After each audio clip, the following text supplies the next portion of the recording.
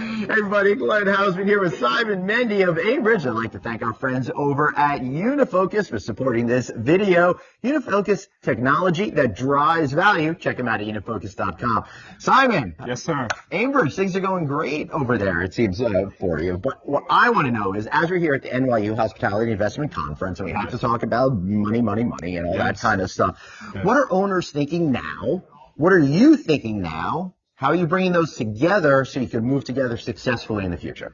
Oh goodness, that's a. You got 2.5 minutes. Go. That's a pregnant question. I think first of all, an opportunity to come in and see all of them, right? In one place. That makes it a lot better, a lot easier for us. But I think owners right now, remember we talked about recruitment, staffing, right?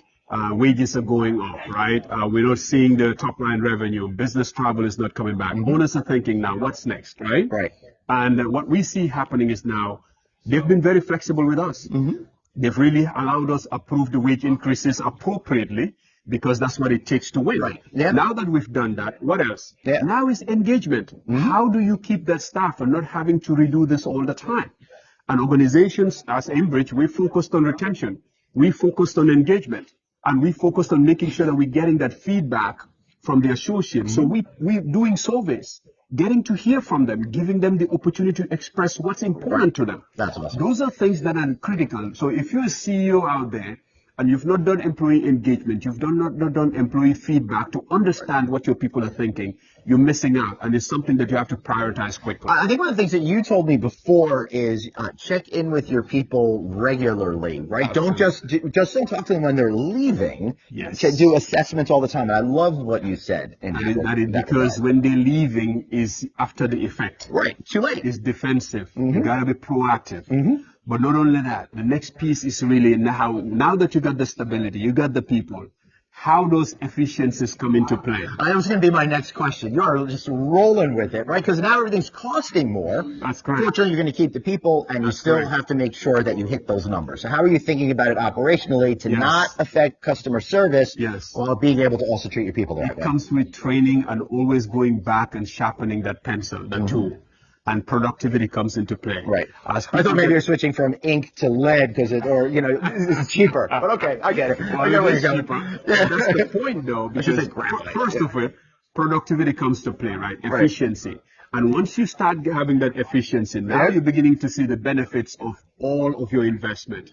Because your flow becomes right, stability in the top line, people are performing, the revenue is coming in, and you're becoming better in managing costs. And that means you have higher margins. That's what owners are looking for, because there are a lot of pressures on the expenses that we don't control. Right. I'm sure on your other podcasts you've talked about interest rates, you've talked about utility costs. All of those things are realities. Right. They're going to come.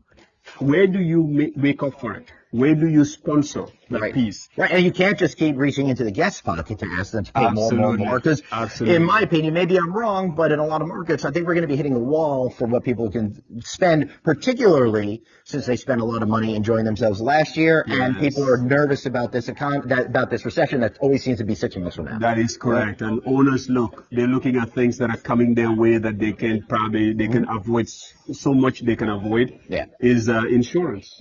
That's a reality. We've seen the weather patterns, right? The freezing in the Texas market. You got the hurricanes, you got the wind. All of those things are going to come to have an effect, right? So all of these things is important from our perspective to really make sure we're making sure the shop is right. And we are able to really help diffuse and kind of like minimize the impact, because it's going to be there.